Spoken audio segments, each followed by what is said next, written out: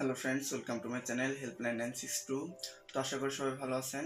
তো আজকের ভিডিও টিউটোরিয়ালে আমি আপনাদেরকে দেখাবো আপনাদের কমন একটি প্রবলেম। তো প্রবলেমটা হচ্ছে যারা ইউএসবি পেন ড্রাইভ দিয়ে উইন্ডোজ দিতে চান, অর্থাৎ ইউএসবি বুটেবল পেন ড্রাইভ দিয়ে উইন্ডোজ দেওয়ার সময় আপনাদের যে বুট মেনু আছে, বুট মেনুতে দেখা যায় যে ইউএসবি পেন ড্রাইভটি শো করতেছে না।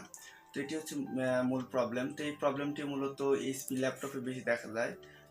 এটিও আপনার যে কোনো ল্যাপটপ অথবা ডেস্কটপেও যদি দেখা যায়, তো আশা করছি ভিডিওটি সম্পূর্ণ দেখার পর আপনারা আপনাদের এই প্রবলেমটি সমস্যার সমাধান করতে পারবেন। তো চলুন শুরু করা যাক।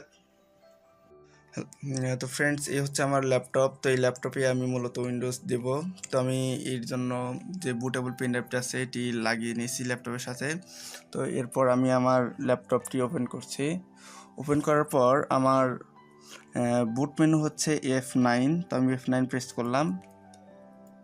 F9 প্রেস করার পর তো এখানে দেখতে পাচ্ছেন আমার পেন ড্রাইভটি শো করার কথা, কিন্তু পেন ড্রাইভটি শো করতেছে না। তো এর জন্য প্রথমে আমাদের বায়োস অপশনে যেতে হবে। তো এখানে বায়োস অপশনে সরাসরি যাওয়ার জন্য F10 প্রেস করলে বায়োস অপশনে যাবে। তো বায়োস অপশনে যাওয়ার পরে সিস্টেম কনফিগারেশনে যাব। সিস্টেম কনফিগারেশনে যাওয়ার পর বুট মেনুতে যাব, বুট অপশনে যাওয়ার পর এন্টার প্রেস করব। এন্টার প্রেস করার পর এখানে যে মূল যেই জিনিসটি সেটি হচ্ছে লিগেন্সি সাপোর্ট। তো এই লিগেন্সি সাপোর্টটি যদি ডিজেবল থাকে, লিগেন্সি সাপোর্ট ইনেবল করতে হবে। তো আসলে মূলত তারপর ইয়েস করে দেবো।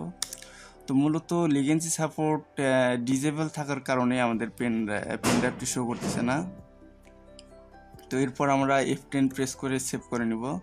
সেভ করে নেওয়ার পর আবার F9 প্রেস করি, দেখি আমাদের পেন ড্রাইভটি পাইছে কিনা। তো এই জন্য F9 প্রেস করলাম, একটু সময় নেবে।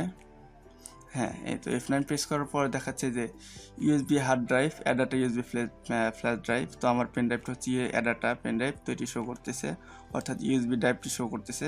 তখন আমরা ইন্টার দিয়ে আমরা উইন্ডোজ সেট আপ করতে পারবো। তো আশা করি আপনারা সবাই বুঝতে পারছেন কিভাবে এই সমস্যাটির সমাধান করতে হয়। তো যদি ভিডিওটি আপনাদের ভালো লেগে থাকে তো অবশ্যই আপনারা লাইক কমেন্ট করবেন এবং অবশ্যই আমার চ্যানেলটিকে সাবস্ক্রাইব করবেন।